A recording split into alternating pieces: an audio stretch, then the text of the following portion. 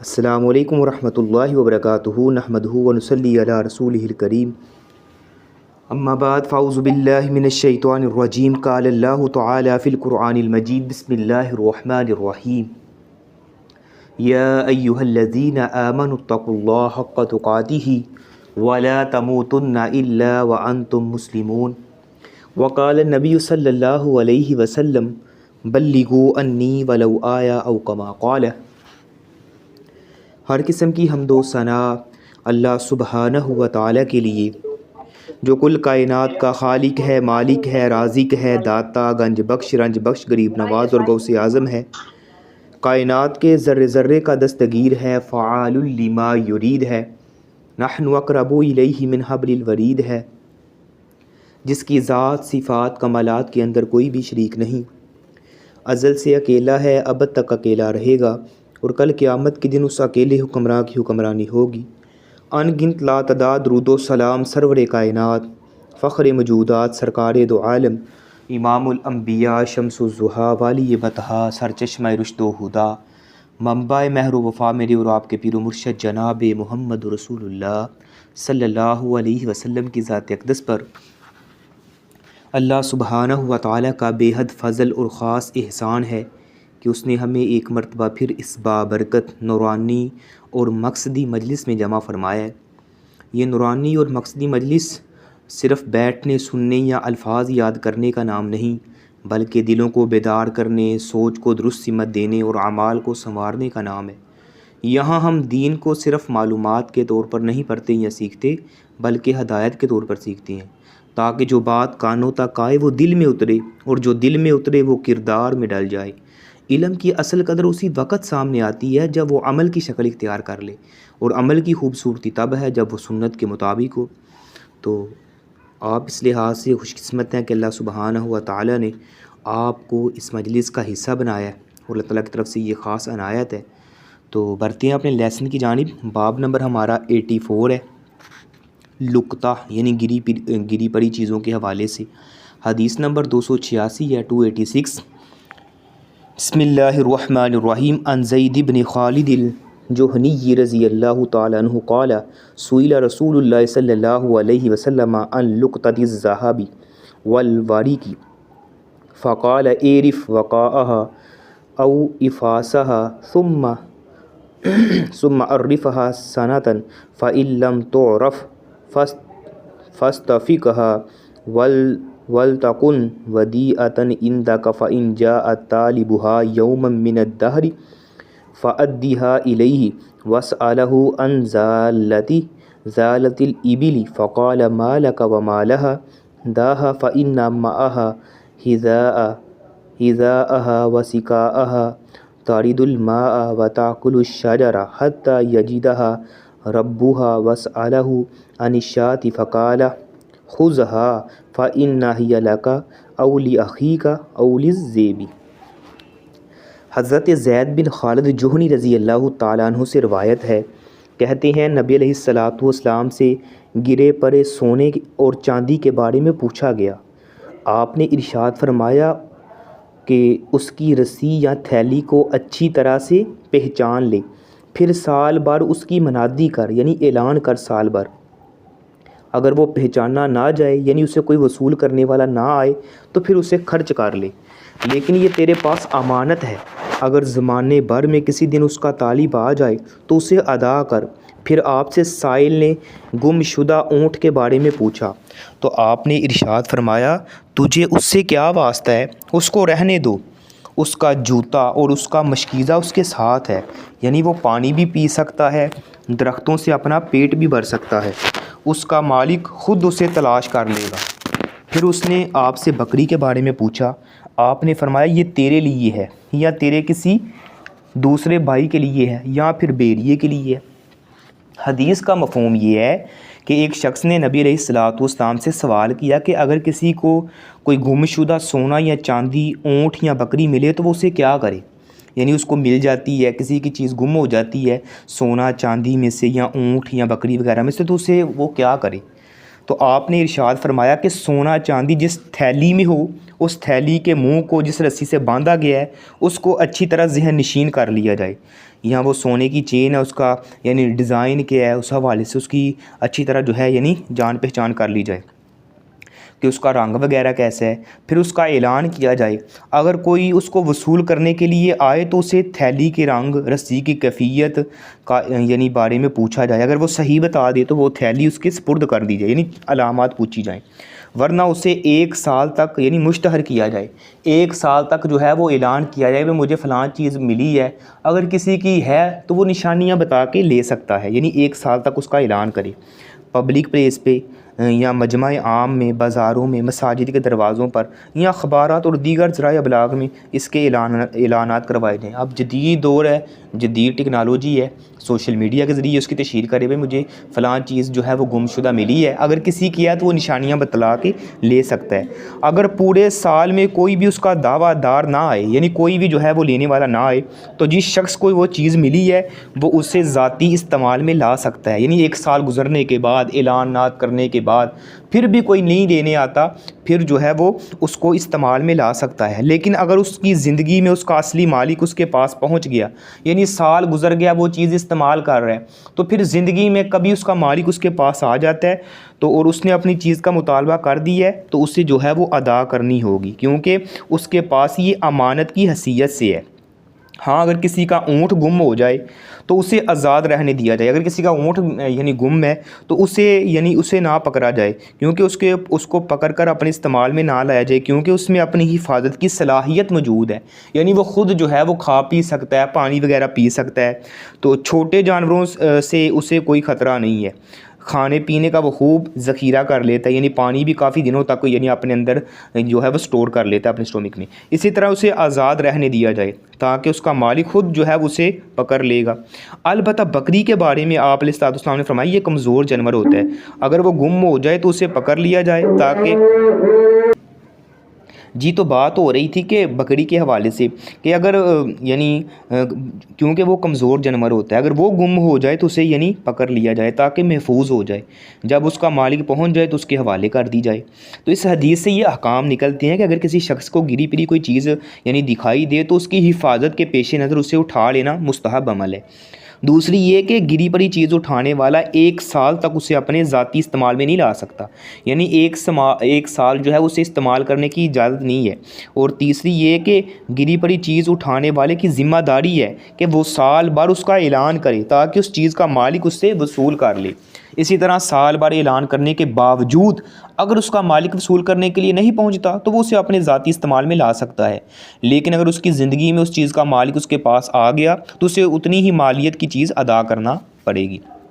اسی طرح یہ بھی نکلتا ہے پوائنٹ کہ گری پری چیز کے مالک سے صرف اس کے اوصاف معلوم کیے جائیں گے. اس پر گواہ طلب نہیں کیے جائیں گے گواہ لے کے یہ چیز تیری ہے. اگر وہ ظاہری و صاف اور صحیح مقدار بتا دے تو اسے سچا مانتے ہوئے وہ چیز اس کے سپرد کر دی جائے. تو کسی کا اونٹ اگر گم ہو جائے تو اسے کوئی نہ پکڑے، اسے خود مالک تک پہنچنے کے لیے آزاد رہنے دیا جائے کیونکہ اس کا بھوکا پیاسا رہنے کا اندیشہ نہیں رہتا اور نہ ہی اس کی ہلاکت کا یعنی زیادہ خطرہ ہوتا ہے کہ کوئی موذی جانور سے کوئی تکلیف پہنچائے گا یا کوئی بھیڑیا بوڑیا کیونکہ وہ ایک طاقتور ہے. اسی طرح اگر کسی کی بیر بکری یا مرغی وغیرہ گم ہو جائے تو اس کی حفاظت کے پیش نظر اسے پکڑا جا سکتا ہے تو مالک کے مطالبے پر اس کے یعنی سپرد کر دیا جائے گا. یعنی یہ اس حدیث کے اندر سے یہ احکام نکلتے ہیں. باب نمبر 85 ہے الوصایا، وصیت کے حوالے سے باب حدیث نمبر 287 ہے. عن عبد الله بن عمر رضی اللہ تعالی عنہما ان رسول اللہ صلی اللہ علیہ وسلم قال ما حق امرئ مسلم له شيء يريد ان يوصي فيه يبيت ليلتين الا وصيته مكتوبة عنده. زاد مسلم قال ابن عمر فوالله ما مرت علی لیلۃ منذ سمعت رسول اللہ صلی اللہ علیہ وسلم یقول ذلك الا ووصیتی عندی. حضرت عبداللہ بن عمر رضی اللہ تعالی عنہ سے روایت ہے کہ نبی علیہ الصلوۃ والسلام نے ارشاد فرمایا کسی مسلمان کو یہ حق نہیں ہے کہ اس کے پاس کوئی چیز ہو اور وہ اس میں وصیت کرنا چاہتا ہو کہ وہ 2 راتیں گزارے مگر اس کی وصیت اس کے پاس لکھی ہونی چاہیے. حضرت عبداللہ بن عمر نے ارشاد فرمایا کہ اللہ کی قسم مجھ پہ ایک رات بھی ایسی نہیں گزری جب سے میں نے نبی علیہ الصلوۃ والسلام کو یہ فرماتے ہوئے سنا ہے کہ یعنی میری وصیت میرے پاس ہوتی ہے، یعنی جب سے میں نے نبی علیہ الصلوۃ والسلام کو فرماتے ہوئے سنا ہے کہ جو وصیت کرنا چاہتا ہے تو اس کو جو ہے وہ کیا کرنا چاہیے، اس کی وصیت اس کے پاس لکھی ہونی چاہیے، تو تب سے جو ہے وہ میرے پاس لکھی ہوتی ہے۔ تو حدیث کا مفہوم یہ ہے، نبی علیہ الصلوۃ والسلام نے اپنی امت کو نیکی کے کام جلدی سے انجام دینے کی تلقین کی ہے، کہیں وقت سے یعنی وقت جو ہے وہ ہاتھ سے نکل نہ جائے، یعنی جو بھی نیکی کا کام ہوتا ہے اسے جو ہے وہ جلدی کرنا چاہیے، اور نیکی کے کاموں میں ویسے بھی سبقت کرنی چاہیے، فاستبقوا الخیرات، نیکی کے کاموں میں یعنی بڑھ چڑھ کے حصہ بھی لینے اور جلدی کرنی چاہیے۔ تو آپ نے اپنی امت کے ہر شخص کو یہ پیغام دیا ہے کہ وہ اپنی وصیت لکھ کر رکھے، پتہ نہیں کہ کب زندگی کا خاتمہ ہو جائے۔ تو حضرت عبداللہ بن عمر فرماتے ہیں کہ جب سے میں نے نبی علیہ الصلوۃ والسلام کی یہ نصیحت سنی ہے نا، اس وقت سے میں نے اس بات کا یعنی خاص اہتمام کیا ہے اور ہمیشہ اپنی وصیت اپنے پاس لکھ کر رکھتا ہوں۔ یہ فرمان سننے کے بعد مجھ پر ایک رات بھی ایسی نہیں گزری کہ میرے پاس وصیت لکھی ہوئی موجود نہ ہو۔ تو اس حدیث سے یہ احکام نکلتے ہیں کہ وصیت لکھ کر اپنے پاس رکھنا یہ مستحب عمل ہے، اور نبی علیہ الصلوۃ والسلام نے وصیت لکھنے کی تلقین اور نصیحت بھی کی ہے۔ تو وصیت لکھنے سے انسان اپنی موت کو آنکھوں کے سامنے یعنی حاضر پاتا ہے۔ اسی طرح حضرت عبداللہ بن عمر نے نبی علیہ الصلوۃ والسلام کا فرمان سننے کے بعد زندگی بھر وصیت لکھ کر اپنے پاس رکھنے کا یعنی اہتمام بھی کیا ہے۔ تو وصیت جو ہے یہ یعنی لکھ کے اپنے پاس رکھنی چاہیے تاکہ اس کی دنیا سے جانے کے بعد اس کے پر عمل کیا جا سکے، یا کوئی اچھا اقدام ہے، اچھی وصیت ہے، لوگ اس سے یعنی استفادہ حاصل کر سکیں، یا اس کے ورثاء ہیں وہ استفادہ حاصل کر سکیں۔ حدیث نمبر 288 ہے، عن سعد بن ابی وقاص رضی اللہ تعالی عنہ قال جاءنی رسول اللہ صلی اللہ علیہ وسلم یعودنی عام حجۃ الوداع من وجع اشتد بی فقلت یا رسول اللہ صلی اللہ علیہ وسلم قد بلغ بی من الوجع ما ترى وانا ذو مال ولا يرثني الا ابنۃ۔ ایک لمبی حدیث ہے جس کا یہ ترجمہ ہے کہ حضرت سعد بن وقاص رضی اللہ تعالیٰ عنہ سے روایت ہے، کہتے ہیں کہ میرے پاس نبی علیہ الصلوۃ والسلام تشریف لائے، عیادت کرنے لگے۔ حجۃ الوداع کے موقع پر مجھے سخت بیماری لاحق ہو گئی، تو میں نے کہا یا رسول اللہ مجھے تکلیف لاحق ہو گئی ہے، یعنی مجھے تکلیف آ پہنچی ہے، جیسا کہ آپ مجھے دیکھ رہے ہیں، اور میں مالدار آدمی ہوں، یعنی میں صاحب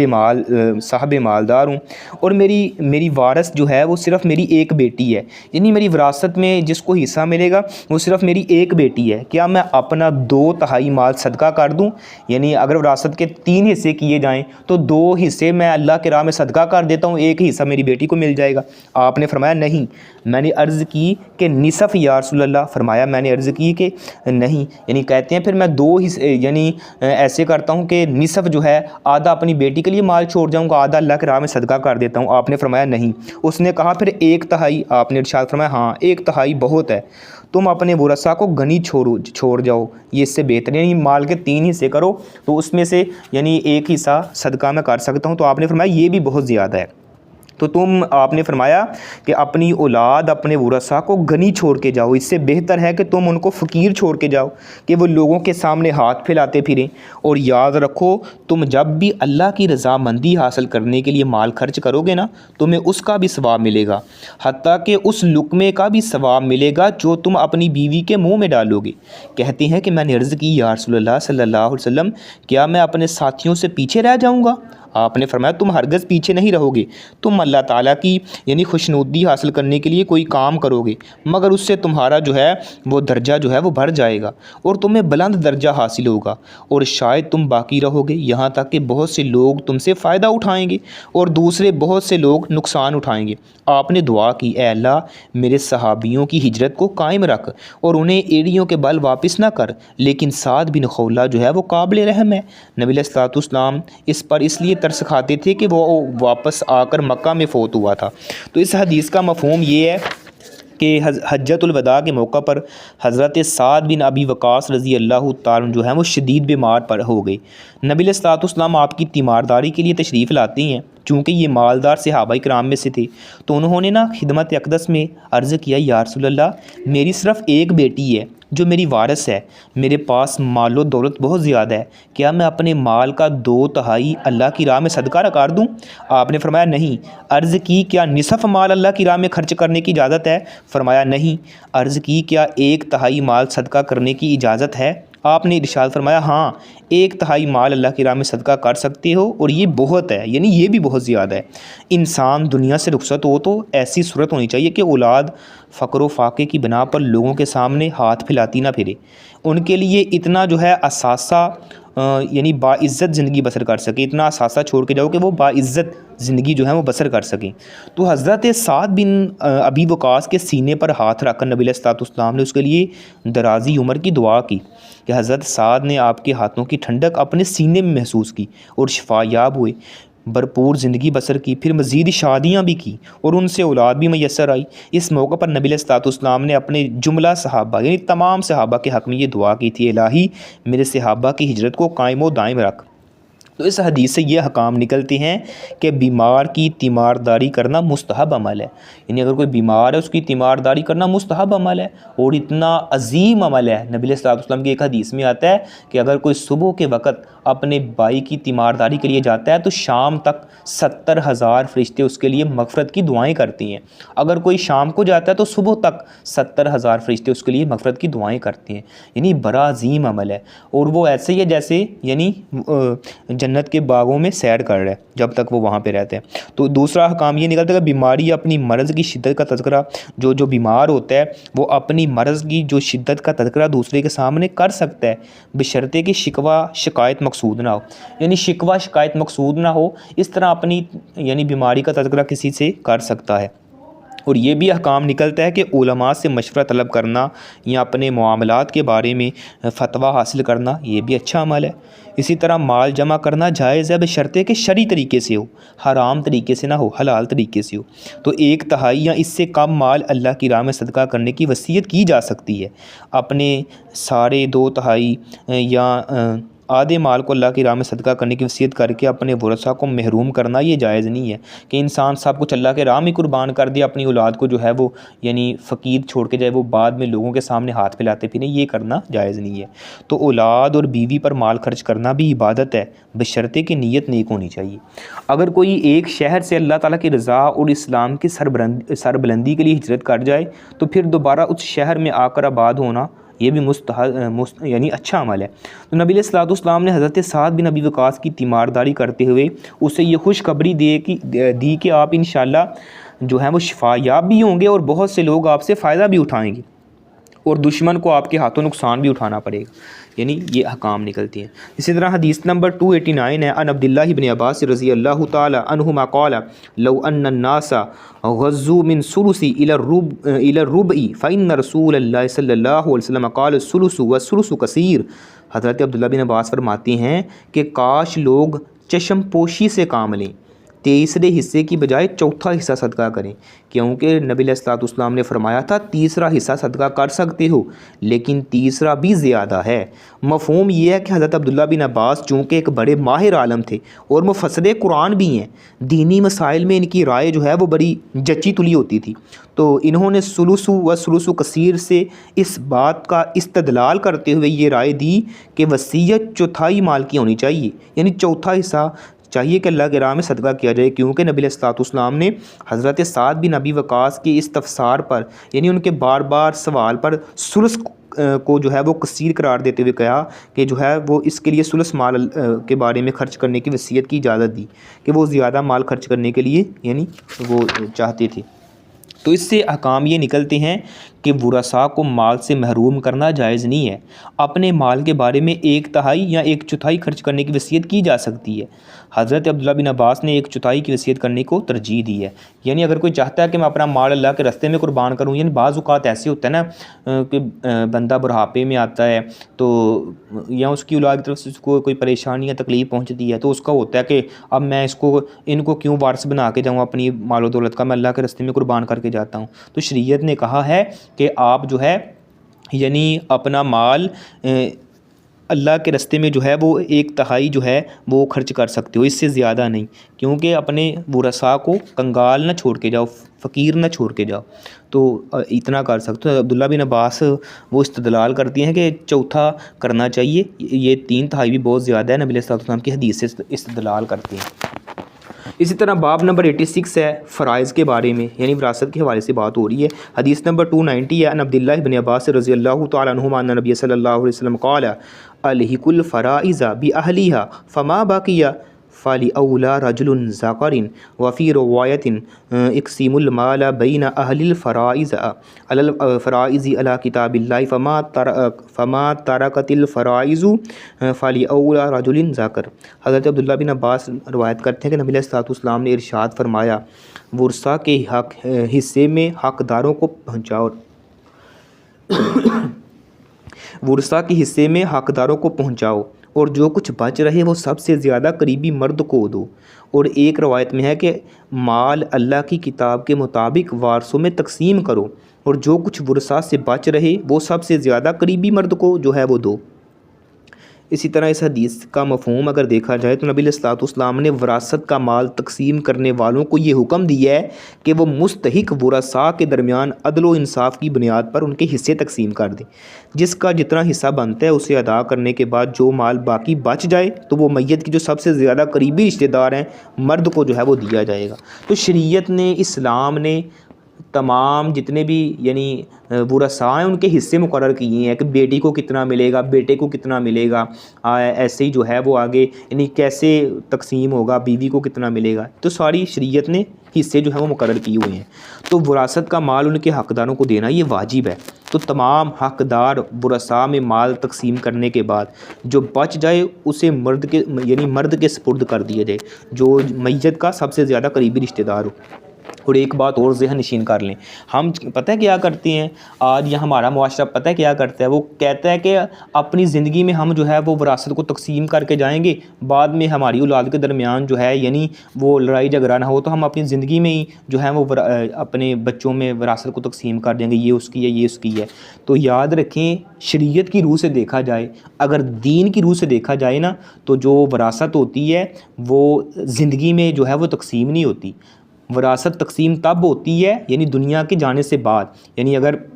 خامد یعنی دنیا سے چلا جاتا ہے تو اس کی وراثت جو ہے اس کے جانے کے بعد تقسیم ہوگی۔ اگر کوئی کہتا ہے کہ میں اپنی زندگی میں ہی وراثت کو تقسیم کر دوں گا تاکہ بعد میں لڑائی جھگڑا نہ ہو، تو یہ شریعت اس بات کی اجازت نہیں دیتی۔ ہاں ایک شرط پہ پھر آپ اپنی زندگی میں وراثت کو تقسیم کر سکتے ہیں، وہ شرط یہ ہے کہ پھر آپ بیٹی کو بھی برابر دیں گے، بیٹے کو بھی برابر دیں گے، کیونکہ وہ وراثت جو ہے وہ تحفہ ہوگی، ہدیہ ہوگی۔ یہ نہیں ہوگا کہ وہ آپ کی وراثت پھر آپ ایسا کریں کہ بیٹے کو 2 حصے دیں اور بیٹی کو 1 حصہ دیں، کیونکہ شریعت نے ایسے رکھا ہے کہ وراثت جو ہے وہ یعنی وفات کے بعد جو ہے وہ بیٹی کو 1 حصہ ملتا ہے اور بیٹے کو جو ہے وہ بیٹی کے 2 حصے کے برابر ملتا ہے، یعنی 2 حصے ملتے ہیں۔ تو اگر آپ نے اپنی زندگی میں تقسیم کرنی ہے پھر آپ جو ہے وہ تحفے کے طور پہ دیں گے، جتنا بیٹی کا بنے گا اتنا ہی جو ہے وہ بیٹے کا جتنا بنے گا اتنا ہی بیٹی کا بنے گا۔ تو اگر وراثت شریعت کی روح سے آپ نے جو ہے وہ کرنی ہے تو وہ فوت ہو جانے کے بعد وراثت تقسیم ہوتی ہے، یہ نقطہ آپ نے یاد رکھنا ہے اگر شریعت کی روح سے دیکھا جائے۔ باقی جو مرضی لوگ کہیں کہ ہم عقل ہیں دنا ہیں، تو ہم نے تو شریعت دیکھنی ہے، شریعت اس حوالے سے کیا کہتی ہے۔ تو حدیث نمبر 291 ہے، ان اسامہ بن زید قال قلت یا رسول اللہ صلی اللہ علیہ وسلم اتنزل غدا فی دارک بمکہ فقال وهل ترک لنا عقیل من رباء او دور ثم قال لا یرث المسلم الکافر ولا الکافر المسلم۔ حضرت اسامہ بن زید سے روایت ہے کہ کہتے ہیں کہ میں نے عرض کی یا رسول اللہ کیا آپ کل مکہ معظمہ میں اپنے گھر میں فرد کش ہوں گے؟ آپ نے ارشاد فرمایا کیا عقیل نے ہماری کوئی حویلی یا گھر ہمارے لیے چھوڑا ہے؟ پھر آپ نے ارشاد فرمایا مسلمان کافر کا اور کافر مسلمان کا وارث نہیں بن سکتا۔ تو اس حدیث کا احکام یہ ہے کہ مسلمان کافر اور کافر مسلمان کا وارث نہیں ہو سکتا، یعنی اگر کوئی مسلمان ہے تو وہ کسی کافر کا جو ہے وہ یعنی وارث نہیں بن سکتا، ایسے ہی جو کافر ہے وہ مسلمان کا وارث نہیں بن سکتا، تو یہ یعنی اس کی وراثت جو ہے اس کا وہ وارث نہیں بن سکتا۔ حدیث نمبر 292 ہے، ان نبی صلی اللہ علیہ وسلم نہا عن بیع الولاء وہبتہ۔ حضرت عبداللہ بن عمر سے روایت ہے کہ نبی پاک نے ولا کو بیچنے اور ہبہ کرنے سے منع کی ہے، یعنی کسی کو مفت عطا کر دینا، یعنی ولا کو بیچنے اور ہبہ کرنے سے منع فرمایا ہے یہ نبی علیہ السلام نے۔ تو ولا کو فروخت کرنا یا ہبہ کرنا یہ ممنوع ہے۔ اسی طرح جو ہے وہ حدیث نمبر 293 ہے،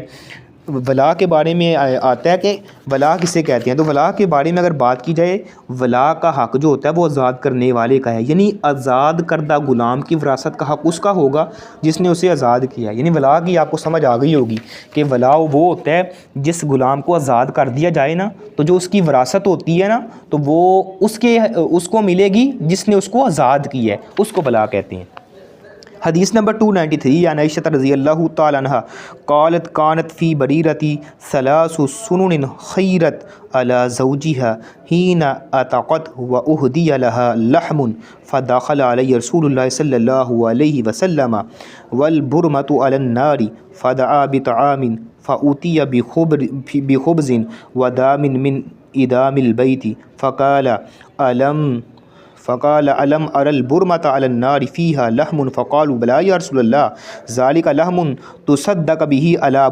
بريرة فكرهنا أن نطعمك منه فقال هو عليها صدقة وهو لنا منها هدية وقال النبي صلی اللہ علیہ وسلم إنما الولاء لمن آتق۔ یہ بڑی اہم حدیث ہے جس کا معنی یہ ہے کہ حضرت عائشہ رضی اللہ تعالیٰ روایت کرتی ہیں کہ بریرہ کی وجہ سے 3 سنتیں رائج ہوئیں، یعنی بریرہ جو تھی ایک صحابیہ تھی، اس کی وجہ سے 3 سنتیں رائج ہوئیں۔ اسے خامد سے علیحدگی کا اختیار دیا گیا، جب وہ آزاد ہوئی اسے صدقے میں گوشت دیا گیا۔ نبی علیہ الصلوۃ والسلام میرے پاس گھر میں تشریف لائے، یعنی بات بڑی اہم ہے۔ حضرت عائشہ فرماتی ہیں کہ اسے صدقے میں گوشت ملا، تو نبی علیہ الصلوۃ والسلام میرے پاس گھر میں تشریف لائے اور ہنڈیا آگ پر تھی۔ آپ نے کھانا مانگا، آپ کی خدمت میں روٹی اور گھر کا سالن جو ہے وہ پیش کیا گیا۔ آپ نے ارشاد فرمایا کیا میں نے ہنڈیا کو آگ پر نہیں دیکھا؟ اس میں تو گوشت پک رہا ہے، یعنی مجھے گوشت پکنے کی اسمیل آئی ہے۔ تو گھر والوں نے جو ہے وہ عرض کی کیوں نہیں یا رسول اللہ، گوشت جو پک رہا ہے نا ہنڈیا کے اوپر، وہ تو بریرہ کو صدقہ دیا گیا ہے، ہم نے یہ آپ کو کھلانا مناسب نہیں سمجھا۔ آپ نے ارشاد فرمایا کہ یہ اس کے لیے صدقہ ہے اور اس کی طرف سے ہمارے لیے تو تحفہ ہے۔ نبی علیہ الصلوۃ والسلام نے ارشاد فرمایا بلا شبہ ولا اسی کا حق ہے جو آزاد کرے۔ تو اس حدیث کا مفہوم یہ ہے، حضرت بریرہ رضی اللہ تعالیٰ عنہ ام المومنین حضرت عائشہ رضی اللہ تعالیٰ عنہ کی کنیز تھی، یعنی کنیز آپ سمجھتی ہیں، یعنی ان کی کنیز تھی، اور یہ حضرت مغیث رضی اللہ تعالیٰ عنہ ایک صحابی تھے، ان کے نکاح میں تھی۔ بات بڑی اہم ہونے والی ہے، ذرا توجہ سے سنیے گا۔ حضرت بریرہ رضی اللہ تعالیٰ عنہ ام المومنین حضرت عائشہ رضی اللہ تعالیٰ عنہ کی کنیز تھی، اور یہ حضرت مغیث رضی اللہ تعالیٰ عنہ کے نکاح میں تھی۔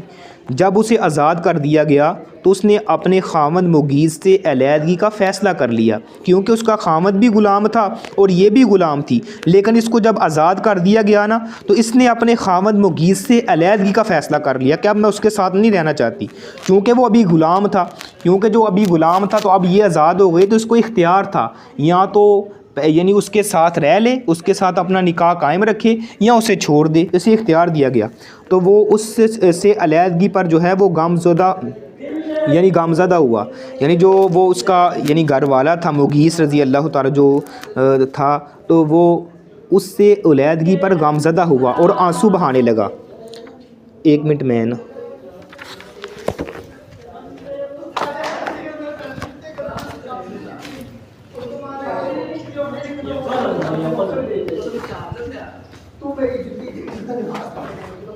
یار تھوڑا ایک کلاس پڑھا رہا ہوں، 2 منٹ میں شور آ رہا ہے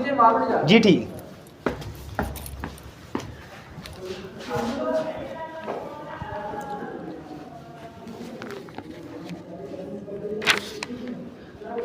جی تو بات ہو رہی تھی کہ جب اس نے جو ہے وہ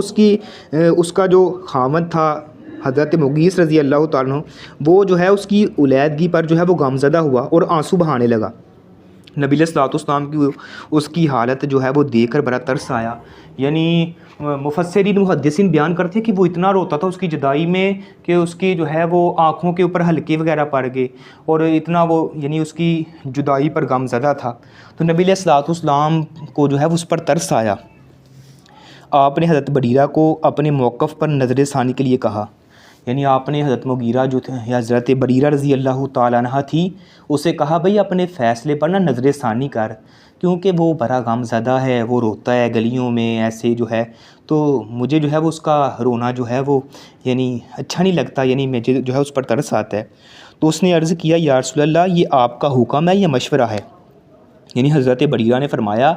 آپ کا حکم ہے یا مشورہ ہے؟ اگر آپ مجھے حکم دیتے ہیں پھر تو میں اس کے ساتھ رہ لوں گی، اگر مجھے آپ مشورے کے طور پہ کہہ رہے ہیں تو پھر میں یعنی وہ میں خود اختیار ہوں، میں جو فیصلہ یعنی چاہتی ہوں میں کر لوں۔ تو آپ نے فرمایا کہ یہ میرا مشورہ ہے، میں حکم نہیں دیتا، یعنی یہ آپ کی پرسنل لائف ہے، آپ جو مرضی ڈیسائیڈ کر لیں، میں آپ کو حکم کے طور پہ نہیں کہہ رہا، ویسے میں نظر ثانی کہہ رہا ہوں، اگر اس کے ساتھ رہنا چاہتی ہے تو نظر ثانی کر لے۔ تو اس نے کہا بھئی اگر آپ کا مشورہ ہے نا تو پھر جو ہے میں جو ہے وہ اس کے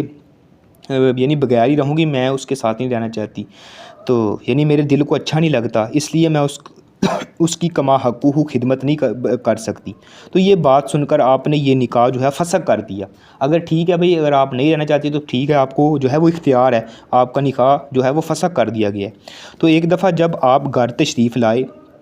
جو بات چل رہی ہے ہمارے لیسن کے حوالے سے وہ یہ ہے کہ ایک دن آپ علیہ الصلوۃ والسلام گھر تشریف لائے، کھانا جو ہے وہ طلب کیا، یعنی کھانا جو ہے مانگا آپ علیہ الصلوۃ والسلام نے، تو حضرت عائشہ نے گھر میں موجود جو کھانا تھا نا وہ آپ کی خدمت میں پیش کر دیا۔ تو آپ نے ارشاد فرمایا یہ ہنڈیا میں گوشت جو پکتا ہوا میں نے دیکھا ہے، تو وہ کیوں نہیں آپ نے پیش کیا، یعنی جو ہنڈیا میں گوشت پک رہا تھا وہ آپ کیوں نہیں لے کے آئے؟ تو حضرت عائشہ نے عرض کی کہ یہ گوشت جو ہے وہ کسی نے بریرہ کو بطور صدقہ دی ہے، تو ہم نے مناسب نہیں سمجھا کہ صدقے کا گوشت آپ کی خدمت میں پیش کیا جائے۔ آپ نے ارشاد فرمایا کہ اس کے لیے صدقہ ہے لیکن اس کی طرف سے ہمارے لیے تحفہ ہے۔ اس موقع پر نبی علیہ الصلوۃ والسلام نے یہ بھی ارشاد فرمایا کہ ولا کا حق اسی کے لیے ہے جس نے اسے آزاد کی ہے، یعنی اگر کسی کو کوئی صدقہ ملتا ہے تو وہ بندہ آگے کسی کو تحفہ دے دے تو وہ تحفہ اس کے لیے صدقہ نہیں بنے گا جس کو اس نے تحفہ دی ہے، صدقہ تو اس کے لیے جس کو لوگوں نے دی ہے۔ اب وہ آگے کسی کو کوئی چیز دے دیتا ہے تو وہ تحفہ ہے، وہ صدقہ نہیں ہوگا۔ یعنی بات کلیئر ہوگی، اب مجھے لگتا ہے آپ کو سمجھ آ گئی ہوگی۔ تو اس حدیث سے یہ احکام نکلتے ہیں کہ شادی شدہ لونڈی اگر آزاد ہو جائے تو اسے شرعاً حق حاصل ہے کہ وہ اپنے سابقہ خامند کے نکاح میں رہے یا اس سے علیحدگی اختیار کر لے، یعنی جیسے ہم نے پیچھے حضرت مغیث حضرت بریرہ کا واقعہ پر ہے، یعنی شادی شدہ لونڈی اگر آزاد ہو جائے تو اسے یعنی شریعت نے حق دی ہے کہ وہ اپنے سابقہ خامند کے ساتھ نکاح میں رہے یا اس سے علیحدگی اختیار کر لے، جس طرح حضرت بریرہ نے اپنے خامند مغیث سے علیحدگی اختیار کر لی۔ دوسرا یہ ہے کہ میاں بیوی کے درمیان آزادی اور غلامی بھی کفو کے ضمن میں آتی ہے۔ اگر کسی مفلس کے یعنی ایک پوائنٹ یہ نکلتا ہے کسی مفلس کو اگر کوئی چیز صدقے میں ملے تو وہ اسے آگے کسی یعنی مالدار کو بھی بطور تحفہ دے سکتا ہے، تو گھر کا مالک اہل خانہ سے امور خانہ کے بارے میں استفسار کر سکتا ہے، یعنی مطالبات کر سکتا ہے، جس طرح نبی علیہ الصلوۃ والسلام نے ام المومنین حضرت عائشہ سے ہنڈیا میں پکنے والے گوشت کے بارے میں دریافت کیا۔ ایک پوائنٹ یہ نکلتا ہے ولا کا حق آزاد کرنے والے کے لیے، یعنی جس نے اس غلام کو آزاد کیا ہے اب اس کی جو وراثت ہے اسے آزاد کرنے والے کے لیے، تو وراثت کا حق اسی کا ہوگا جس نے اسے آزاد کیا ہے۔ تو یہ تھا ہمارا یعنی آج کا باب جو ختم ہوا ہے، انشاءاللہ اس کے بعد ہمارا جو ہے وہ کتاب النکاح سٹارٹ ہو رہا ہے، تو انشاءاللہ اس کو کل پڑھیں گے۔ تو اگر کسی سسٹر کا کوئی سوال ہے اس حوالے سے تو آج ہم نے حدیث پڑھی ہیں تو وہ کوئی کر سکتے ہیں۔